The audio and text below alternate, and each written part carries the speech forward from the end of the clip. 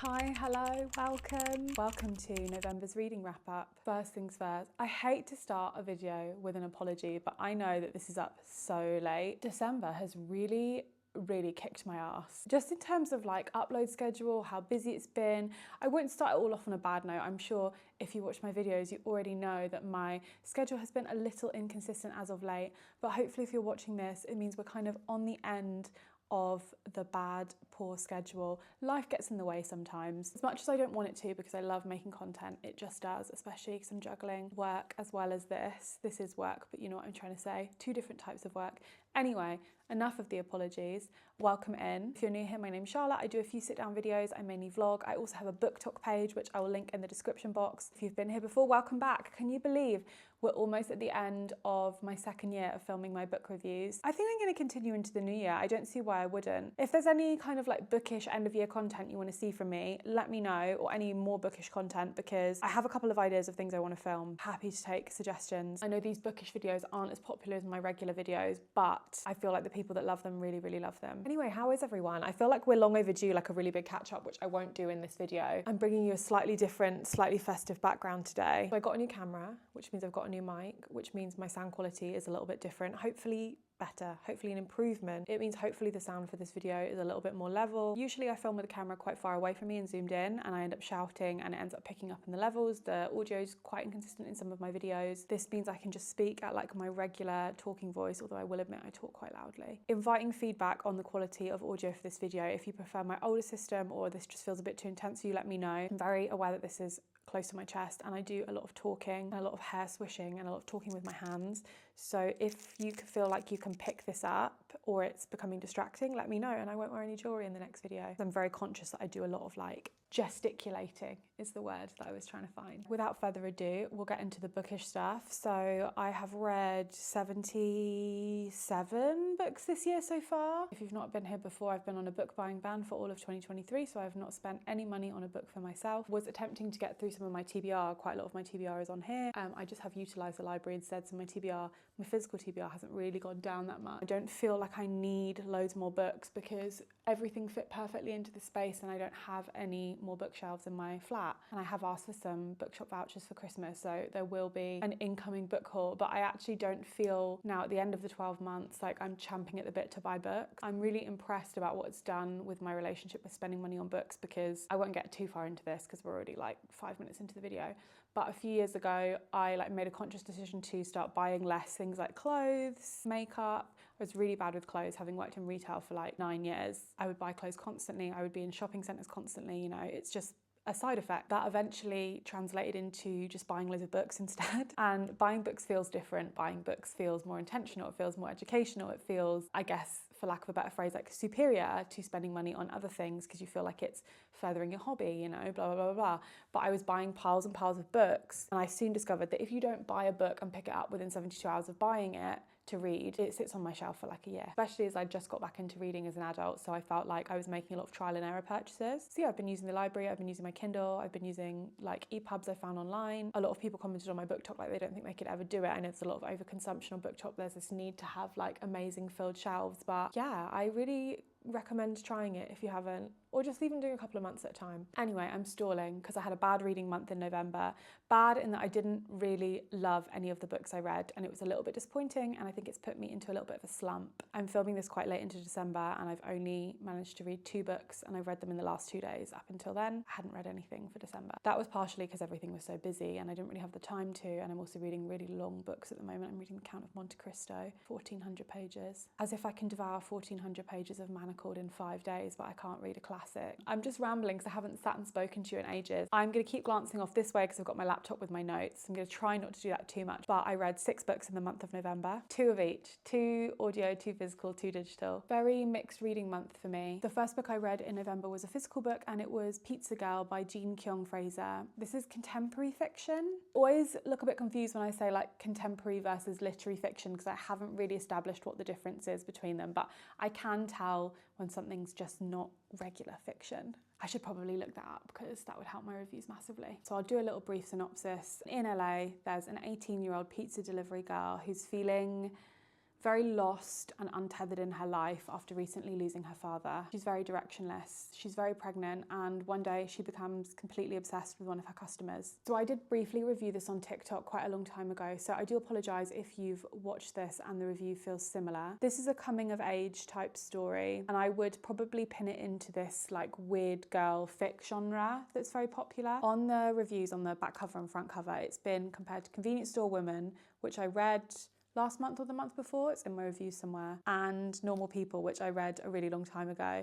And I can see how you'd think that if you'd never read either of those books. This was one of those books where I slightly fell prey to BookTok again. I saw this over a year ago. It was all over my For You page. Sadly, it just fell really, really flat for me. I was hoping for short and punchy reads, but while it was short, I didn't get punchy. There are a lot of promising starts. So we've got the start of this really weird, obsessive relationship with Jenny, who's the customer she becomes obsessed with. The boyfriend and father of her child, who's very much like too nice. The relationship with her mum, which again is like kind of strained. Her mum emigrated to the US when she was younger for a better life, like married a white man. Again, lots of pockets of really interesting storytelling in these little plot lines, but nothing really goes anywhere. I feel like the obsessive relationship and the storyline with Jenny and sexuality isn't explored at all, really, beyond what we're given. There are a lot of books with like messy and unlikable female protagonists. It's very like of the moment. There are a lot of books where I end up adoring this like unlikable,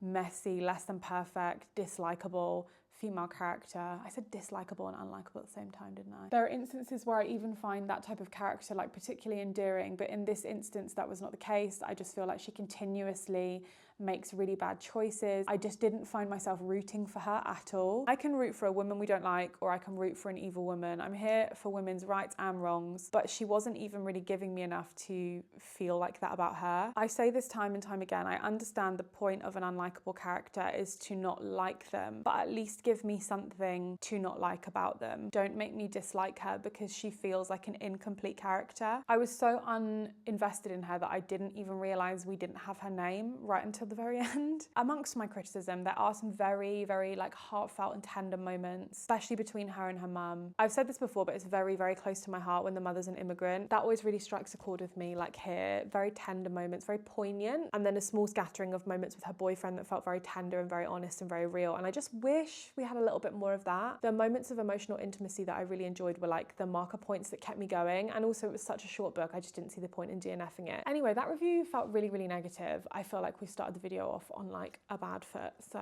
sorry. It's not to say that I hated it because hate is too strong of a word, I just didn't really care. I think it's dreary. After that, I needed a little pick-me-up, and what picks me up better than a romance? I needed light and I needed fluffy, and I didn't know what I wanted to read. Sometimes I find after I read a physical book that's not very good, I'm really reluctant to pick up another physical book. This was a book I read on my Kindle, and this was Funny Story by Emily Henry. I read the blurb and really didn't understand it, so it's really hard for me to explain. I didn't understand the premise until I read it. Daphne loves her fiance Peter, and she especially loves the story that he recounts of how they met. Very like meet cute vibes. Engaged, they move back to his lakeside hometown, like very wealthy Americana vibes, to start their new life. And then just before they're due to get married, Peter realizes he's in love with his childhood best friend Petra. Daphne, Peter, Petra. Daphne is stranded in said lakeside town, moves in with someone. The fourth person is Petra's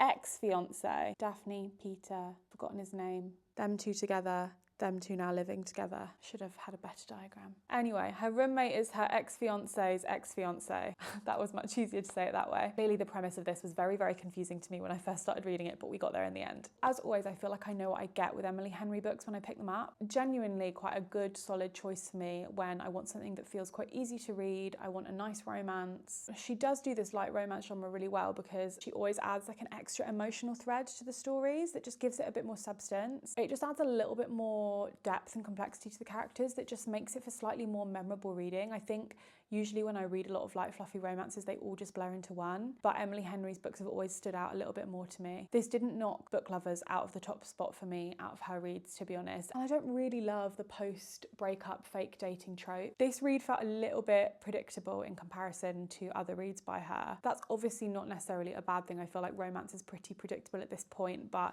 it felt the most like commercial of her reads. I could see this being made into a movie, and I'm not necessarily sure I mean that like in a good way. Commercial is the word really, I'm not sure how else to describe it. For the most part, I really liked Daphne and Miles is his name, Miles's relationship and their dynamic. There were some portions of the dialogue that felt a little bit forced. I wasn't like fully convinced at some moments that they were like really into each other, but I think that's where my dislike of the post-breakup fake dating trope comes in, because I'm just convinced it's a rebound and that they're like doing it to be like, fuck you to the couple. Obviously they are, and it turns into something real. Maybe I'm too mistrustful. The characterization just felt a little bit weak compared to her other reads. I hate to do comparison. Maybe that's why they weren't quite convincing me. The unintentional sensual moaning from Daphne every time she ate something delicious also felt a bit wild to me. I think I'm disenchanted with this because I'm cynical about the relationship that comes immediately after a breakup. So basically, I didn't not enjoy it. I was just quite surprised that this book is rated so highly. I really like Emily Henry as a concept, as an author. Her books are very formulaic. I really enjoy that about them. I really loved Book Lovers. I just am surprised that this is so highly rated. I think I would have enjoyed a story about Daphne finding herself following the breakdown of her relationship a little bit more. This could have been a solo love story. Also, the book just like wasn't that funny. I know it's not supposed to be like funny, haha. It's like, oh yeah, funny story by the way. It's the phrase funny story, but yeah, it wasn't that funny. But I found that funny in itself, that it wasn't funny. Next up we have a physical book, again a library book, so it's back at the library because it was reserved so I couldn't hang on to it to film. It's a much anticipated read. It's Think Again by Jacqueline Wilson. This is part of a series. It is the girls' book number 5 and it is fiction. Could be wrong. Maybe it's the first book she's ever written for adults. I should have fact-checked that before. This is following the girls' books. So I keep saying girls, but the series was like Girls in Love, Girls in Tears, etc, etc. So the series is called the Girls series. Girls characters Nadine, Magda and Ellie are all grown up. Ellie Allard is about to turn 40 and life isn't maybe the way she imagined it would be. So as she celebrates her 40th year, the universe decides it's time for a monumental change for her. Ah, God, what a letdown. I feel so mean even saying that. I'm still not very good at reviewing books badly. I would really like to start this with that I still love and cherish all of Jacqueline Wilson's books. The space they made for me when I was younger, the topics they educated me on, the love I hold in my heart for those books is not diminished in any way by a poor review. I just feel really strongly about saying that. I'm sure many of us do. I'm sure many of us thought the same as I'm about to share about this book and still feel exactly the same about the writer she is, the woman she is, the books she wrote, the characters she created for us. I would love to know your favourite Jacqueline Wilson books, actually. I think mine was Marigold, and I think maybe it's why I got so many tattoos. The cover just really enchanted me. Obviously Marigold was very unwell, God bless her soul. Also Lola Rose really left a mark on me. Please share, I'd love to hear. I just needed to say that because it was a letdown. I'm not gonna like trash it too much in this instance. Maybe some things are best left in nostalgia. I do personally think that I went in with quite low expectations. So Ellie Allard and Ellie's character, who's our main character in case you haven't read it, just felt so juvenile. And I do actually want to acknowledge that there is something about having a baby so young that I could imagine would affect her chances at being able to be a teenager freely. Like when you have a baby young, you have to grow up. So like there must be something there in that character, but I'm talking about a fictional character, not me talking about Ellie not getting the chance to be a teenager. Like she's literally my friend. But yeah, Ellie felt so juvenile in so many ways, in her thinking, in her approach to things, in her reactions, in her dialogue actually. Some of her behaviours felt so off and came across as almost like a bit bitter and vindictive at points. Like she was painted like maybe a bit sour, tied in with the juvenileness of it all. I don't know. I did think her daughter felt way too grown up for a 19-year-old. I know 19-year-olds are very mature and some 19-year-olds are more mature than others. Some of the like turns of phrase, I was a bit like, oh. For me, none of them felt like adult relationships, like adult on adult relationships. So I can imagine and I acknowledge that it must be a huge feat to take these well-loved teenage girls and translate them into adulthood, but it just felt a bit bleak. And don't get me wrong, I'm not under the illusion that Jacqueline Wilson doesn't write bleak books, because she does. Like, historically, her books cover really bleak subjects, really difficult to read subjects, difficult to hear. It just didn't deliver on like multiple fronts. I'm recording for 8 minutes already, and I've like not even halfway through. I wrote a lot of notes for this. There are some positive elements. Her writing felt so familiar. It felt like a warm hug underneath a patterned duvet from my teenage childhood bedroom. Oh, that's given me chills saying that. I was back in the library, I can smell the pine shelves. She does these like delightfully like intricate and very detailed descriptions of things. It's so comforting, and it's so Jacqueline Wilson. Like the way she describes Ellie's flat, the way she describes what people are wearing, this amazing description of Nadine's makeup and like how her face was made up and her like long glossy black hair. She's always really excelled at like painting the picture. I felt so lost when I was like reading these small little details, and yet immediately transported back to being a preteen reading these. In amongst all of those beautiful descriptions, there were just some details that were just like, what? This is one, and I know it's petty. Phoning for an Uber. Who phones for an Uber? This was multiple times throughout the book as well. This wasn't like once or twice, and it just really like took me out of reading it. So I would have thought that like an editor picked that up or something. No one calls for an Uber. It's too specific. It wasn't just like called for a cab, called for a black cab. It was very much like phoned for an Uber. It just really took me out of the book. And also that Gary's character is actually called Guy in the original books. Again, that's a bit of a weird one. It really pains me to say that like I didn't enjoy it, because I really do acknowledge that it must be so difficult to revive such well-loved characters. To revive a book that is loved and so well-loved by so many readers, that has been so instrumental in so many of our lives. Truly iconic, especially when that love is like deeply and hugely rooted in nostalgia. And people are very protective over nostalgia. Everyone has an idea of how these characters affected them. Everyone has a lived experience of reading this book, but actually only you as a writer know these characters. But then I suppose when you write a book, you release them, you know, like you release these characters out into the world. I don't know, that's a really interesting train of thought I've just taken myself on, because I realised it's not black and white. I think overall the intention was to be like hopeful and optimistic while maintaining a semblance of reality. I got realistic, I didn't get hopeful and optimistic. Thought Nadine's storyline was like so bleak, which made me really sad, because she was like always my favourite character. There were some moments that felt really lovely, but honestly they were just few and far between, and I really don't think this is worth a read unless you go in with very, very low expectations. I had a lot of DMs about this book that people were kind of in agreement with my thoughts. Anyway, that's me done. Hope that came across in the right way. Hope my point was made eloquently. I'll find out when I edit. Right, my next read was an audiobook, and it was A History of Women in 101 Objects by Annabelle Hirsch. Non-fiction, feminist history. This is a book about the neglected history of women around the world, as told through a selection of 101 objects. The stories do range actually. Some of them are quite like quiet stories, like a quiet history. Some are quite shocking. Some are very surprising. I felt like I learned a lot. Straight away, straight off the bat, I knew that I'd lost something experience-wise from reading this book as an audiobook and not a physical book. Throughout the duration when I was listening, I was finding myself looking up images of the items, trying to find the images they were referring to so that I could get a better picture of what it was in my head, because obviously they say, I think the chapter is the title of the object, like the time period it's from, but sometimes I didn't know what it was, if it's like a historical object, or I don't understand like what the item is.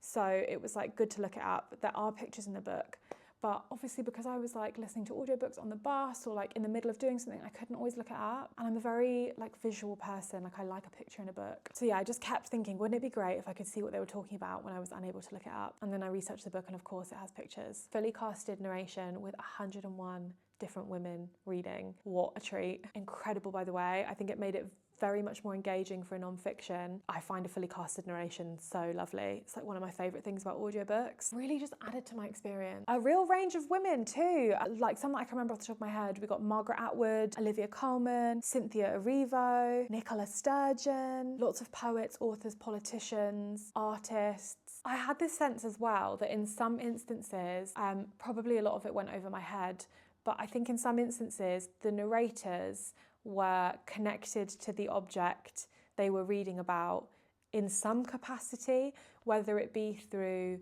like personal history, career, like hobbies, something about it. So Miriam Margolyes, love her so much, spoke about like an 18th or 19th century glass dildo. I think it was earlier than that, it was 16th century. Obviously she has so many more accolades in this, but given that, especially on television, lots of people will know her for her like frank, humorous and blunt discussions about sex and sexuality and like human nature. She's very well known for like her humorous views and her quick one-liners around sex. So that felt a bit like almost intentional. There was also a crime writer called Val McDermid who did a chapter on old Italian thumb screws, which are like a torture device. But she's a crime writer and one of her earlier books is about torture. It's called The Mermaid Singing, I think. I haven't read it. It involves torture and what I imagine is quite a lot of research into torture. So it just felt a bit apt. Quite a lot of those things felt apt. Those are the only two examples that I can remember. I didn't write them down as I went, which I should have done. And there was a lot of narrators that I didn't know of, so I'm sure there might have been some linkage between that. It's quite hard for me to review non-fiction because I don't really do it very regularly. I don't read it so much anymore. I got back into reading as an adult by reading non-fiction, can you believe it? But this book didn't feel too source or citation heavy, which for me was quite enjoyable as a reader because it made it quite easy to digest. It definitely felt more like essays and storytelling. The objects are modern, like more so from the last century, which I wasn't expecting. I was expecting some older items, to be honest, but it does actually make more sense because 101 items is a lot of items, and obviously more technological advancements have been made throughout the last century, and we have like more information from the last century. But I was kind of hoping for some like older relics. But considering I don't do non-fiction anymore, it was really easy for me to digest. I will admit that I probably wouldn't reach for this book if it was not an audiobook. I find reading physical or Kindle non-fiction quite difficult. I try read a couple a year, especially like around feminist history or feminist literature. Overall, I liked it. I learned a lot. I did find my interest begin to waver in the last third of the book. 101 is a lot of objects. My interest wavering is definitely more of a reflection on my capacity to absorb information and read non-fiction than it is on the quality of the book. I feel like I need to study this or read shorter books that are non-fiction because a lot of it's just like gone in one ear and out the other. I really struggle with like memory recall and information recall, especially short-term stuff, and especially non-fiction. It's probably a combination of the fact that my ADHD gives me really bad short-term memory recall, but also the fact that I'm really out of practice of like studying and retaining new information. I don't pore over history textbooks anymore like I used to, school, college, etc. My non-fiction muscle is definitely a muscle I need to practice next year. So in conclusion, I liked it. I didn't love it. Very interesting. I would recommend reading it. My next book was a digital book and it was Twilight by Stephanie Meyer, young adult fantasy romance. If you don't know the premise of Twilight by now, I don't quite know what to say to you, but I will synopsize it nonetheless. We follow a format on this channel. High school student Bella Swan moves from sunny Arizona to rainy Washington state. She meets a very handsome and pale and mysterious Edward Cullen. He is a vampire, and Bella enters into a dangerous romance. I was hoping to read this whole series by the end of the year, and unless I can read 4 books in like 2 weeks, which I definitely can do, I just don't know if I want to do it because I want to watch the movies in between. I'm not likely to hit that target, but I wanted to start that reread anyway. Obviously, this is one of my favourite books when I was younger. I went to all the midnight screenings of the Twilight films. I was obsessed. I was the target demographic. I think I was about 14 when I started reading these, if not a little bit younger. My dad actually got me it for Christmas, but it was New Moon. He started with New Moon. Isn't that rogue? I read New Moon. Obviously when you're younger, you just devour anything. Not a clue what's going on. Drop straight into the middle of it. I wanted to see if this stood the test of time, and deeply in my heart, I knew that it wouldn't. I can laugh at it, it's fine. I know how ridiculous it is. I know how much wrong there is with all of it. And I know that they're ridiculous, but this is a comfort read for me, okay? I really, really enjoyed as well reading the old bad reviews on Goodreads from the 2010s, because there's not really any new reviews on Goodreads of it. Obviously, like, why would there be? But go back and read some of them. They are so funny. People really hated these books. I forgot how divisive they were at the time. I'm trying to think of like something that's a comparison now. What do you think is this generation's Twilight? I was gonna say The Fourth Wing, but most people seem to like that. I still haven't read that. A few things, I've made some good bullet points for this. As I was reading that, I picked up. So I haven't read these books for like over 10 years. I have watched the movies a bunch of times though, but I just don't have physical copies of the books. I would like the white set with the red, you know the drill. And obviously this is a factor that is directly impacted by the narration style because we are getting Bella's POV. But I was really shocked at how stark the difference is in that the movies feel so Edward-centric. They're all about Edward, whereas we get a lot more of Bella in the books. I know that that's an obvious thing, but like we get so much more of her personality reading. Yes, it is a little bit lacking. She is a little bit mousy and drab, but we get so much more of like her internal monologue, obviously. Although I do think in the book, and especially at the beginning of the book, I don't think she's quite as boring, as bland as she ends up being like at the end of the book or in the movies. It's a bit of this self-fulfilling prophecy for her, I think. I just couldn't help thinking about like her other life. Like her other life for her, yes, her mother is really intense. Yes, she's parented her mother, she's scatty, but she talks like so constantly about her love of the sun, her hatred of the rain and the cold and the slippery and the wet. She talks loads about like her favourite clothes from Arizona that she used to wear all the time that she thinks she'll never wear again. Usually bright colours. She's always mentioning like the sun on her face, the warmth on her skin. I feel like she could have been really happy if she'd have had this alternate life in Arizona. Like I think this is just teenage-ness of being uncomfortable in your skin that she would have grown out of. She does have her humorous moments in the books, can't think of any, but she does, and we get a bit more of that like dry humour, which is almost so dry in the movies that it's like a bit standoffish, like a bit cynical. But she becomes also so insufferably YOLO with her safety and like her sense of personal safety and well-being that it becomes like laughable. It's like such reckless, dangerous behaviour that I think maybe isn't captured in the films. Very selfish, very teenage though, so that does check out. So to me, Book Bella feels like an introverted teenager who has parented to someone her whole life and hasn't had a chance to like be a child and really like come out of her own skin. Can't really think of the words to describe it adequately, but to me she feels like a character that's shy but like gentle. Is gentle the right word?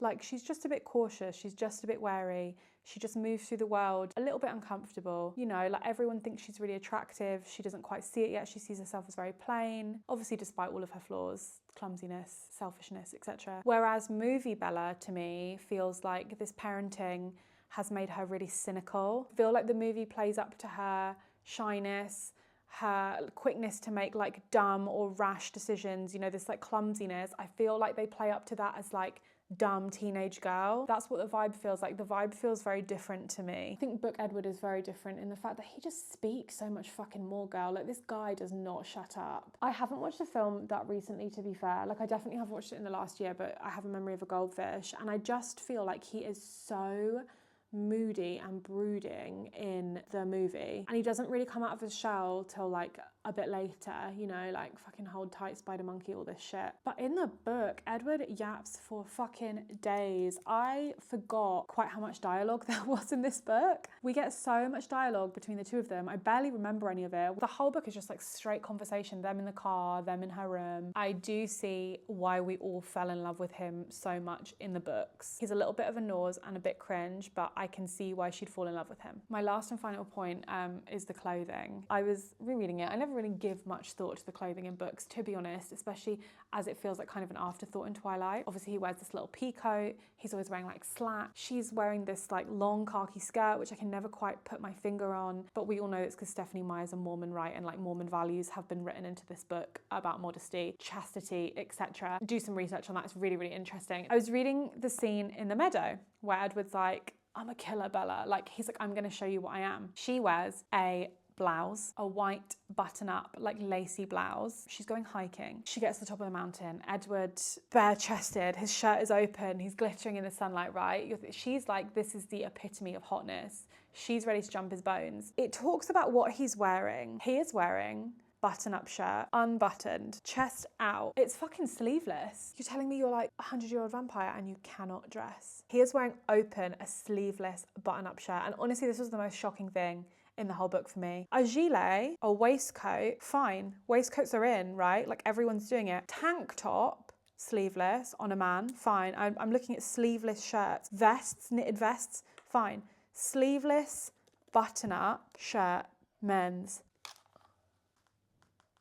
I'm not buying that a 17-year-old was wearing that and it looked good. Girl, I'm shocked. I don't care if that's a bit like fashion shamey of me. Do you not think that's insane? The love of your life rocks up to your hiking date and he's wearing a sleeveless button-up open shirt. I suppose the only positive thing about it is they have the rest of their immortal lives to work on his fashion sense. It's definitely gotten a bit brighter, hasn't it? That's nice. When will I ever have consistent lighting? We're on to my last book for the month. It's an audiobook. I listened to What a Way to Go by Bella Mackie, and this is a thriller/crime. Mystery thriller, let's call it. This book follows an extremely rich, old money, wealthy family called the Wistons following the death of their father. One rich dead man, one widowed wife, now very rich wife, and soon 4 to be very rich children. Someone else is on the outside, however, and trying to expose them all. Bella Mackie's second book that I've read, kind of this genre. I know she has written other books, and this seems to be like her signature style. Very twisty, complex, multiple character mystery book about a dysfunctional, wealthy family. That's usually quite dark, but still quite witty in like a dry kind of way. So I read her first book and really actually surprisingly enjoyed it. It's not usually my type of book, so I thought I'd give this one a go. I don't know about this one, you know. I thought the premise was quite cool. I was pleasantly surprised when I started reading it about the method in which it's told, because it's told in this kind of told from the afterlife way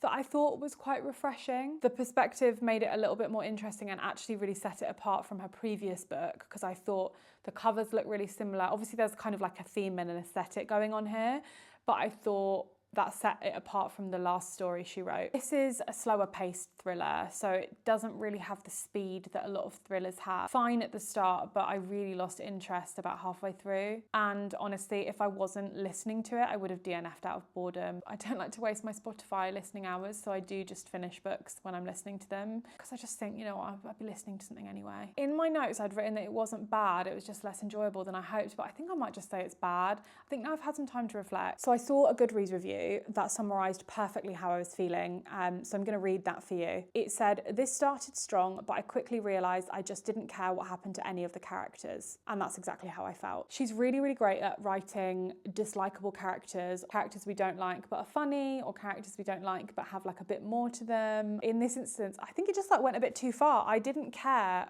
about any of them. I didn't like any of them. I really just didn't give a shit, and I found myself at the point where I didn't even really care like about the big whodunit, like who did kill Anthony Whiston. Olivia Whiston is really like the only memorable voice from it, because she had some really like smashing funny one-liners, and the narrator voiced her in a way that I felt was like pretty perfect. She had some very cutting one-liners that were entertaining. So the outsider I mentioned earlier, the one that's looking in, is a true crime obsessed person dubbed the Sleuth, and is desperate to expose everything and expose the crimes of the wealthy, etc, etc. Hard to tell, but it's either like a TikTok or a YouTube page, or maybe a Facebook page, something similar, a channel dedicated to local crime and true crimes and exposing police cover-ups and whatever. And typically, as expected, she becomes obsessive in her dedication to the pursuit of exposing the Wistons. I found her fucking annoying too, to be honest. She felt to me very similar to Roach in Death of a Bookseller. Similar accents, similar true crime obsessions, similar like cadence in talking. I know that's a narration thing, but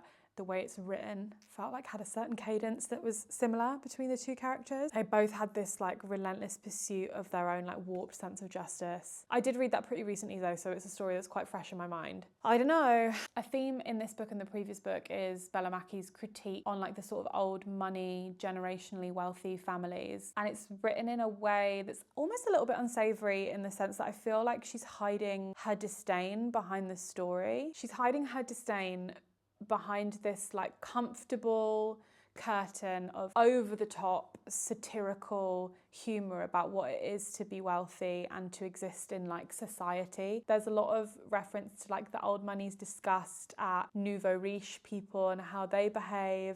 Obviously it's a lot about classism. It's used as a bolster to demonstrate how out of touch the rich families are, being from generational wealth, being from like the very, very top of the feeding chain. I mentioned this in my review of How to Kill Your Family, but it almost feels like she never quite manages to bring that critique home. Like it never comes full circle. It's like she's flirting with the idea of it.